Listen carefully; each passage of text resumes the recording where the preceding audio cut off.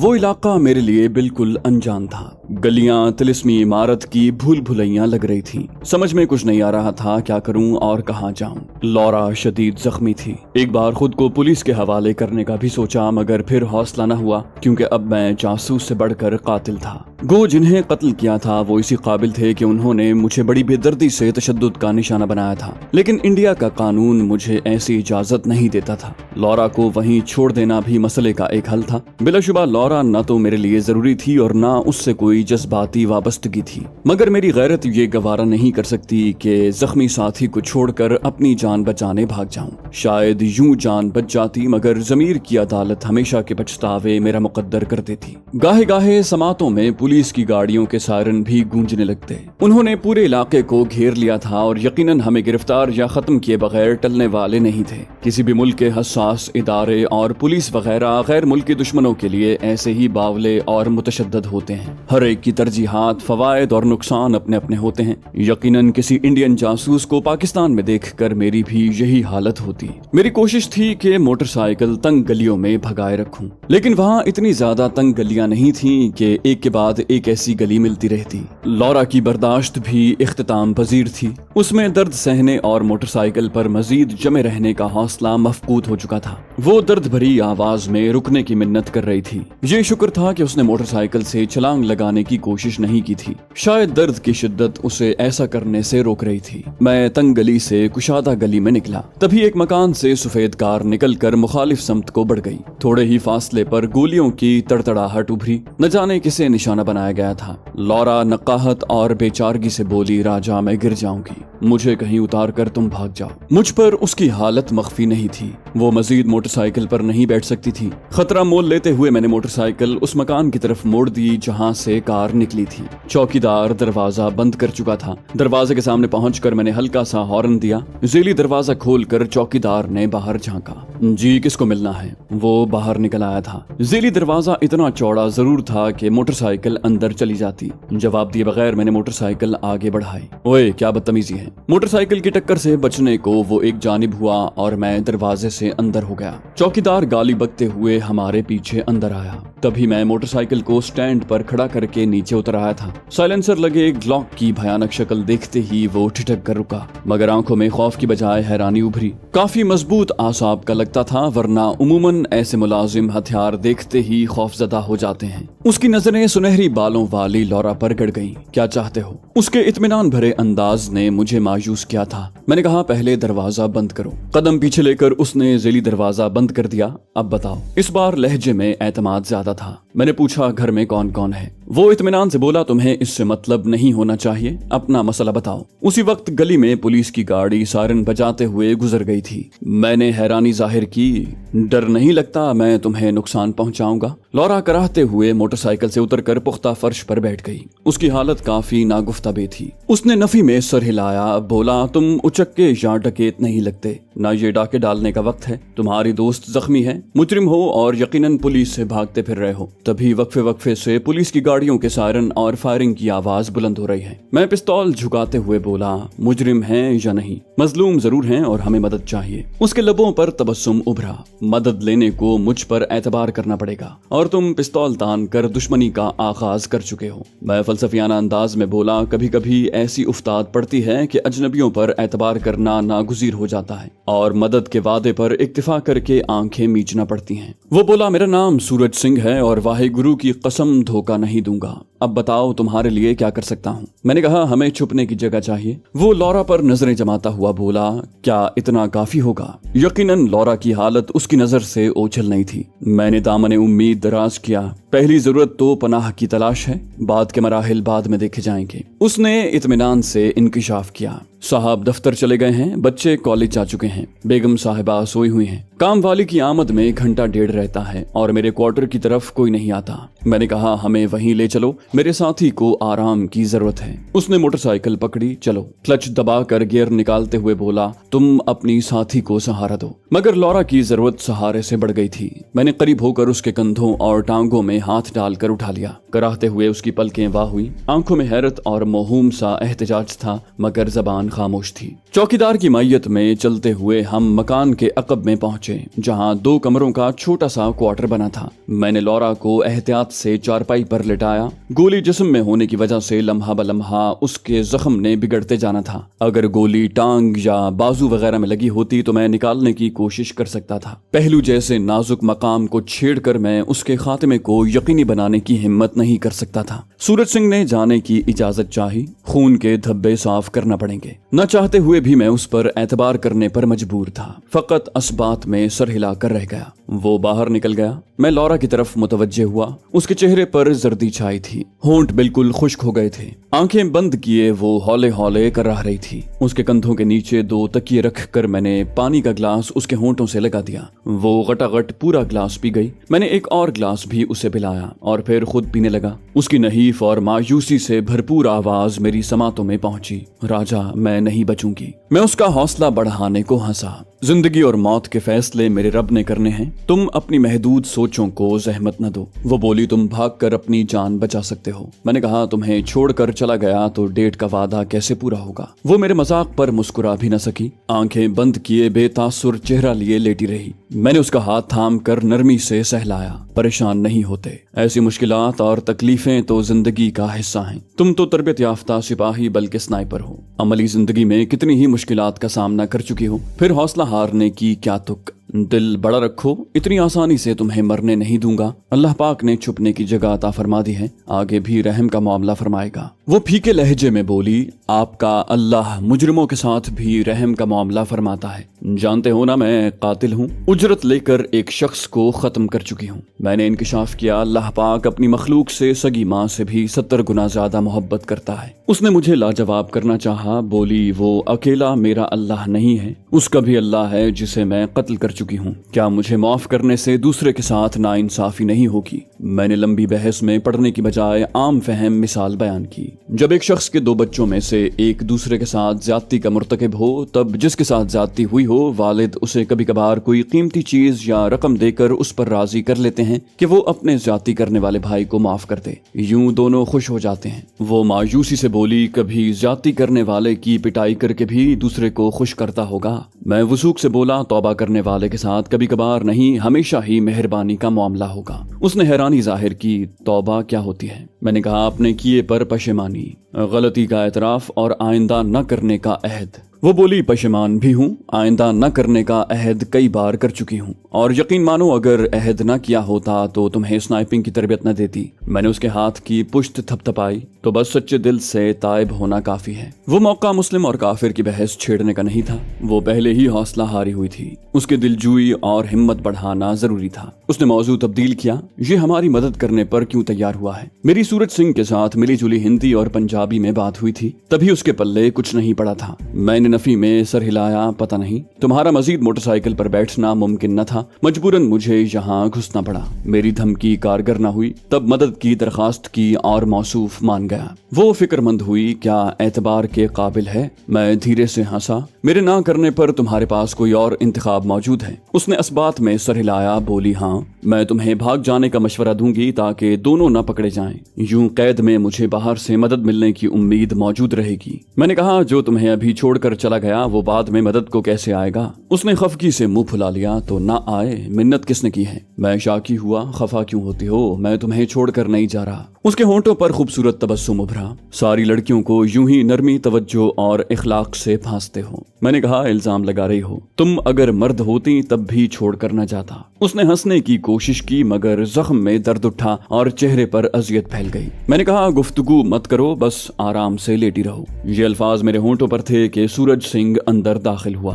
बोला, चंद जगहों पर खून के धब्बे लगे हुए थे, साफ कर दिए हैं। अब किसी को तुम्हारी यहाँ मौजूदगी का शक नहीं हो सकता। ये कहकर उसने दीवार पर नस्ब LED ऑन की और ढूंढकर खबरों का चैनल लगा दिया। हमारे बारे में तफसील बयान हो रही थी। लौरा के यूरोपियन होने का जिक्र नहीं किया जा रहा था, सिर्फ पाकिस्तानी जासूस जोड़े के बारे में बताया जा रहा था। बिलाशुबा सूरज सिंह का टीवी लगाने का मकसद हमें अपनी आगाही से बाखबर करना था। चंद मिनट खबरें सुनने के बाद वो टीवी बंद करके मेरी तरफ मुतवज्जे हुआ। क्या कहते हो? मैंने कहा, कहना तुमने है दोस्त, हम तो मदद की दरख्वास्त कर चुके हैं, अलबत्ता टीवी के जरिए हमें ये बावर करवाने की जरूरत नहीं थी कि तुम हमारे बारे में सब कुछ जानते हो। उसने सफाई दी, तुम्हें ताज़ा सूरत हाल से बाखबर रखने के लिए टीवी ऑन किया है। और क्या तुम नहीं जानते, तुम्हें पहचान चुका हूँ। एक लम्हा तौक़ुफ़ करके बोला, बाकी तुम्हारा मकसद अगर छुपना है तो यकीनन वो पूरा हो चुका है, मगर अपनी साथी के लिए क्या सोचा है? ये जख्मी है और यहाँ इसका इलाज नहीं हो सकेगा। मैं तुम्हें खाना खिला सकता हूँ, पानी और चाय पिला सकता हूँ, कपड़े दे सकता हूँ और बस। मैंने कहा, पहले तो मेरे हवाले कपड़े करो। मुझे फटी हुई कमीज तब्दील करने का ख्याल आया, क्योंकि लौरा का खून रोकने के लिए मैंने अपनी कमीज का दामन फाड़ कर गद्दी बनाई थी। उसने लोहे की अलमारी से जीन्स की पैंट और फूलदार कमीज मेरी जाने बढ़ा दी। कमरे के मुल्हिका गुस्ल खाने में घुसकर मैंने कपड़े तब्दील किए और बाहर निकल आया। नशिस्त संभालते हुए मैं मतलब की बात पर आया, हमारी मदद क्यों कर रहे हो, जबकि जानते हो हम भारत सरकार को मतलूब हैं। वो बोला, मैं टैक्सी ड्राइवर था, एक बार टैक्सी बड़े ट्रॉलर में ठोक दी, जख्मी हुआ, मगर वाहे गुरु की कृपा से जान बच गई। इलाज के लिए जब जमा पूंजी नाकाफी हुई तो बीवी को टूटी फूटी टैक्सी ही बेचना पड़ गई। ठीक होने पर यहाँ नौकरी कर ली, चौकीदार, ड्राइवर, माली, खाकरोब तमाम जिम्मेदारियां संभालता हूँ और 15,000 तनख्वाह मिलती है। उसके खामोश होने पर मैं बेसाख्ता बोला, तो वो इत्मीनान से बोला, मुझे टैक्सी चाहिए। मैंने पूछा, गैराज में शायद बेगम साहब की कार खड़ी है। उसने इस बात में सर हिलाया, जी हाँ। मैंने पेशकश की, हमें डिग्गी में छुपा कर किसी ऐसे क्लिनिक पर ले जाओ जहाँ गैर कानूनी तौर पर मेरी साथी का इलाज हो सके, 5 लाख दूंगा।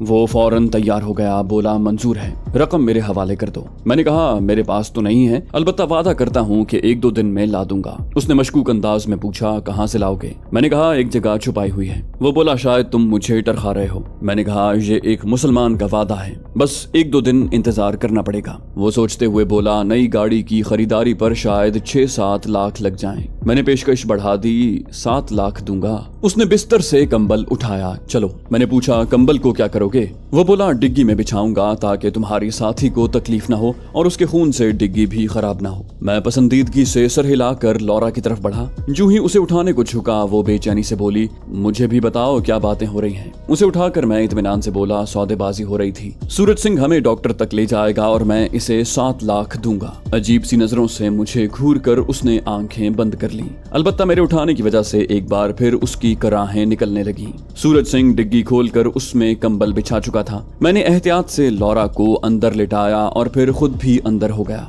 उस बेचारी को जख्मी होने की वजह से खासी तकलीफ का सामना था। अलबत्ता मेरे इतने करीब लेटने पर उसके चेहरे पर इनक़िबाज़ या नापसंदीदगी नहीं उभरी थी। यकीनन वो मजबूरी से नावाकिफ नहीं थी। सूरज सिंह बोला, किसी मुनासिब डॉक्टर का पता मालूम करने के लिए रास्ते में थोड़ी देर एक दोस्त के पास रुकूंगा। मुझे मुत्तला करके उसने डिग्गी बंद कर दी। चंद लम्हों के बाद कार स्टार्ट हो गई। दाखिली दरवाजा उसे खुद ही खोलना और बंद करना था, इस वजह से चंद लम्हे रुकना पड़ा और फिर कार रवाना हो गई। गाड़ियों का शोर, हॉर्न, लोगों की चीखो पुकार रास्ते भर हमारी समातों में गूंजती रही। उसके साथ लौरा की कराहें भी तसलसल से सुनाई देती रहीं। मैंने उसे आराम पहुंचाने की पूरी कोशिश की थी। न जाने उसकी दर्द भरी कराहें थीं या मेरे दिमाग में ही कोई गिरह पड़ी थी कि इतनी कुर्बत के बावजूद मेरे दिमाग में सिफली जज्बात या कोई बेहुदा ख्वाहिश पैदा न हुई। रास्ते में गाहे गाहे कार रुकती रही। आधे घंटे बाद रुकने का निस्बतन लंबा वक्फा आया, मगर 10-15 मिनट से ज्यादा नहीं रुके थे। दोबारा सफर शुरू होने के बाद मंजिल तक पहुंचने में आध-पौन घंटा मजीद लगा। रुक कर वो करीब आया और डिग्गी खोले बगैर ऊंची सरगोशी में बोला, डॉक्टर से पूछ कर आता हूँ। उसकी वापसी चंद मिनट के बाद हुई थी। डिग्गी खुलने पर सूरज सिंह के हमरा 2 काले भुजंग अफराद भी नजर आए। उन्होंने स्ट्रेचर उठा रखा था। दोनों शक्ल से गंवार और अक्ल से फारिग दिखाई दे रहे थे। यकीनन डॉक्टर साहब ने ऐसे मुलाजिम इसी वजह से रखे थे कि वो जायज नाजायज की समझ बूझ से आरी थे। मैंने डिग्गी से निकलकर लौरा को बाहों में भरा और स्ट्रेचर पर लेटा दिया। दोनों मुलाजिमों के पीछे चलते हुए हम थोड़ी देर के बाद छोटे से ऑपरेशन थिएटर में पहुंच गए। एक डॉक्टर अधेड़ उम्र की 2 नर्सों के हमरा वहां मौजूद था। डॉक्टर का नाम अशोक था। नर्सों ने लौरा को एहतियात से ऑपरेशन की मेज पर मुंतकिल किया और मुलाजिम स्ट्रेचर उठाकर खामोशी से बाहर निकल गए। डॉक्टर अशोक ने लौरा की पट्टी खोलकर जायजा लिया। बोला, ऑपरेशन पर 1,20,000 खर्चा होगा। अगर 2-3 दिन देखभाल को यहाँ रहना हुआ तो 1.5 लाख लगेंगे। मेरी तरफ मुड़ते हुए उसने जज्बात से आरी जबान में कहा। मैंने बहस तकरार की, रकम निकाली और 1.5 लाख गिनकर उसकी तरफ बढ़ा दिए। रकम गिनकर वो बोला, आप बाहर चले जाएं। मैं और सूरज सिंह बाहर आ गए। वो मजाहिया अंदाज में शाकी हुआ। डॉक्टर के हवाले तो फौरन मतलूबा रकम कर दी और मुझे मुस्तकबिल पर टरखा दिया। मैंने सफाई दी, मेरे पास इतनी ही रकम थी, तुम्हें न दी कि डॉक्टर के लिए बचा कर रखी थी। यकीनन डॉक्टर रकम लिए बगैर इलाज पर आमादा न होता और तुम परसों दिन 12 बजे अपनी मतलूबा रकम ले जाना। वो मुस्कुराते हुए खड़ा हो गया। मजाक कर रहा था यार, चलता हूँ। शायद बेगम साहिबा ने घर सर पर उठा लिया हो। जब तक पैसे नहीं मिल जाते नौकरी तो नहीं छोड़ सकता ना। और वो मुसाफा करके रुखसत हो गया। ऑपरेशन घंटा भर जारी रहा। फिर डॉक्टर अशोक ने बाहर निकलकर मुझे मुबारकबाद दी। मैंने दरखास्त की कि हमें ऐसा कमरा दिया जाए जहां पुलिस या एजेंसी का फर्द न पहुंच सके। वो दो टोक अंदाज में बोला, मेरे पास 2 तहखाने हैं, आपसे आम तहखाने का मुआवजा लिया है। अगर मजीद एहतियात बरतना चाहते हो तो खुसूसी तहखाने में मुंतकिल हो जाओ, मगर 20,000 मजीद खर्च होंगे। मैंने कहा, अगर मतलूबा फीस कल सुबह आपके हवाले करूं तो कोई मुजायका तो नहीं? वो सर हिलाते हुए बोला, कल सुबह तक इंतजार कर लूंगा, और वो अपने रस्ते हो लिया। मैंने हिफ्ज़ मा तकद्दुम के तौर पर ये एहतियात बरती थी, क्योंकि ऐसे डॉक्टरों की खबर एजेंसी वालों को भी होती है। थोड़ी देर के बाद लौरा को तहखाने में मुंतकिल कर दिया गया था। वो खुफिया कमरा था जहां डॉक्टर की मर्जी के बगैर कोई नहीं आ सकता था। साथ वाले कमरे में स्याहफाम शख्स भी टांग पर पलस्तर चढ़ाए लेटा नजर आया। लौरा बेहोश थी। नर्सें उसे ड्रिप लगा गई थी। मैंने एक नर्स को कुछ रकम देकर वहीं खाना मंगवा लिया। खाना खाकर मैं सोफे पर लेट गया। उठने पर लौरा जागती नजर आई। खुशगवार तबस्सुम मेरी जानिब उछाल कर वो धीरे से बोली, शुक्रिया राजा। शाम हो रही थी। मैंने पूछा, कुछ खाने को दिल कर रहा है? वो बोली, जूस पिया है, फल भी खाए हैं, अलबत्ता पिज्जा खाने को मन कर रहा है। नर्स को बुलाकर मैंने पिज्जा लाने का कहा और खुद ताजा दम होने गुस्ल खाने की तरफ बढ़ गया। देर तक मैं लौरा से गप्पे हाँकता रहा। रात गहरी होते ही वहाँ से निकल आया। हनुमान नगर जाने को रिक्शा मिल गया था। गो वहाँ खतरे का अंदेशा नजरअंदाज नहीं किया जा सकता था कि एक शब पहले ही वहाँ वारदात हो चुकी थी। अलबत्ता खुफिया एहलकारों की मौजूदगी की कोई खास वजह नजर नहीं आ रही थी। हम हनुमान नगर से निकलकर नेहरू नगर की हुदूद में दाखिल हो गए थे। सूरज सिंह के मालिक का मकान नेहरू नगर में ही था। मुझे आसानी से मतलूबा मकान की छत और पानी के टैंक तक रसाई मिल गई। बैग निकाल कर वापस लाने में कोई दिक्कत नहीं हुई थी, मगर जो ही वापस क्लिनिक के करीब पहुंचा, पार्किंग में 2 काली गाड़ियों और उनके करीब टहलने वाले अफराद को देखते ही चौकन्ना हो गया। उनके अंदाज से वाज़ेह था कि वो कौन लोग थे। उनका ध्यान क्लिनिक की इमारत की तरफ था। मेरा वापस जाना खतरे से खाली न था। अगर वो इत्तेफाक से मुड़कर देख लेते तो मेरा पार्किंग में आकर वापस जाना उन्हें चौंका सकता था। जल्दी से फैसला करते हुए मैं नीचे बैठा और एक कार की आड़ पकड़ ली। मेरा दिल अंदेशों से भर गया था। अगर वो किसी मुखबरी पर वहां पहुंचे थे तो डॉक्टर अशोक से उगलवाना उनके लिए मुश्किल न होता। मैं बैठे बैठे कोने की तरफ खिसकने लगा। जीन्स में उड़सा हुआ पिस्तौल मेरे हाथ में मुंतकिल हो गया था। रास्ते के करीब वाली 2-3 गाड़ियां छोड़कर मैं एक कार के नीचे घुस गया। अब करीबन मैं महफूज हो चुका था। गो पार्किंग में रोशनी थी, मगर जब तक कार के करीब पहुंचकर बगौर जायजा न लिया जाता मेरा नजर आना मुमकिन न था। वहां औंधे मुंह लेटकर मैं दुश्मनों का जायजा लेने लगा। थोड़ी देर के बाद अस्पताल से जिस शख्सियत को बरामद होते देखा उसने मुझे चौंका दिया था। वो ममता थी। काले रंग का 3 पीस सूट उन पर खूब सजता था। वो दाएं बाएं का जायजा लेते हुए तेज कदमों से चलते हुए कीमती गाड़ी के पास पहुंची। एक शख्स ने मौदबाना अंदाज में कार का दरवाजा खोल दिया। उनके नशिस्त संभालते ही ड्राइवर ने कार आगे बढ़ा दी। दूसरी गाड़ी भी पीछे बढ़ गई। उनके हमरा लौरा को न देखकर मुझे कुछ इत्मीनान महसूस हुआ। यकीनन वो मशकूक जगहों का जायजा लेने निकली थी। लौरा के जख्मी होने की खबर यकीनन उन तक भी पहुंच गई होगी और उसके बाद अस्पतालों और खुसूसन ऐसे प्राइवेट क्लिनिकों का जायजा लेना जिनकी शोहरत मनफी हो निहायत जरूरी था। ये खतरा मेरे दिमाग में भी मौजूद था, तभी तो ज्यादा पैसे देकर खुसूसी कमरा हासिल किया था। पार्किंग खाली होते ही मैं कार के नीचे से निकला, कपड़े झाड़े, पिस्तौल को कमीज के नीचे उड़सा और क्लिनिक की तरफ बढ़ गया। चौकीदार को पहचान करवा के अंदर दाखिल हुआ। डॉक्टर अशोक अपने दफ्तर में मौजूद था। उसकी अपनी रिहाइश क्लिनिक से मुल्हिक थी और गालिबन उसे नींद से जगा कर वहाँ बुलाया गया था। मैं सूरत हाल जानने के लिए उसके दफ्तर की तरफ बढ़ गया। दस्तक दी और इजाजत मिलने पर अंदर दाखिल हुआ। मुझे देखते ही उसके चेहरे पर बरहमी नमूदार हुई। बोला, आपको बाहर नहीं घूमना चाहिए। चंद मिनट पहले ही सरकारी अहलकार पूछताछ बल्कि तलाशी लेकर गए हैं। मैंने मतलूबा रकम उनकी तरफ बढ़ा दी और कहा, मैं बकिया रकम की अदायगी को हाजिर हुआ था। पैसा ऐसी जादू की छड़ी है जो अपनी झलक दिखाकर रवैयों को नरम करने की खुसूसियत रखता है। उसकी दुरुस्ती नरमी में तब्दील हुई। बोला, एहतियात क्या करो और कोशिश करो 2 दिन तक बाहर न निकलो, आपको हर सहूलत यहीं मुहैया कर दी जाएगी। मैंने कहा, आइंदा एहतियात बरतूंगा डॉक्टर साहब। अदब से कहते हुए मैं कुर्सी घसीट कर बैठ गया। मेरे बैठने से उसने अंदाजा लगाया कोई काम है। मैंने पूछा, हमें मुस्तकिल यहाँ रहने को कितना खर्च करना पड़ेगा? मेरा मतलब है जब तक मेरी साथी अपने कदमों पर खड़ी नहीं हो जाती। उसने हैरानी भरे लहजे में मशवरा दिया, हमारी मांग से कई गुना कम कीमत खर्च करके आप छुपने की आर्जी जगह तलाश कर सकते हैं। मैं बेनियाजी से बोला, मशवरा नहीं, आपकी मांग पूछी है। वो कंधे उचकाता हुआ बोला, रोजाना के 10,000 खर्च होंगे, खाने पीने की जरूरियात आपको अपने पल्ले से पूरी करनी पड़ेंगी। मैंने मुत्तला किया, दोनों का मुआवजा अदा हो गया है। अगर मजीद रुकना हुआ तो रोजाना की बुनियाद पर पेशगी रकम अदा कर दिया करूंगा। वो खुश दिली से मुस्कुराया, बोला, खुश आमदीद। मैंने कहा, और उम्मीद करता हूँ कोई ऐसा नाखुशगवार वाकया पेश नहीं आएगा कि इंतकाम लेने को मुझे अपने छुपे हुए दोस्तों को सामने लाना पड़े। उसकी आंखों में नापसंदीदगी उभरी, मगर बोलते वक्त लहजे में दुरुस्ती या नागवारी शामिल नहीं थी। बोला, आपका नाम नहीं जानता और ना जानने की ख्वाहिश है। अलबत्ता यकीन दिलाना चाहता हूँ कि मैं धर्म, कौमियत, रंग, नस्ल, जबान, किरदार और पेशे वगैरह को बालाए ताक रख कर मसीहाई करता हूँ। बिलाशुबा मेरा मुआवजा ज्यादा है, लेकिन ये मुआवजा खुसूसी मरीजों से लेता हूँ क्योंकि उन्हें छुपाने के इंतजामात वगैरह भी मुझे करने पड़ते हैं। और ये भी याद रखना, जितना मुआवजा आप मुझे दे चुके हैं उससे दुगनी रकम सुनीता जायसवाल आपको पकड़वाने के दे देती। मैंने तजाहुल आरिफाना से पूछा, कौन सुनीता? वो बोला, अभी खुफिया एजेंसी के लोग सुनीता जायसवाल की सरकर्दगी में आपकी तलाश में आए थे। उन्हें मुतमईन करके भेज दिया है कि मैं राजा जीशान नामी किसी शख्स को नहीं जानता। उसके अंदाज से लगा कि जैसे वो ममता को पहले से जानता है। तभी बेसाख्ता पूछा, सुनीता जायसवाल आपकी वाकिफकार हैं? उसने गहरा सांस लिया, कभी थी। मैंने इश्तियाक जाहिर किया, अगर वजाहत कर देते तो। उसके खुश्क चेहरे पर तबस्सुम उभरा। बोला, शायद आप उसे देख चुके हैं और उसके नमकीन और मलीह चेहरे की कशिश से खुद को बचा नहीं पाए।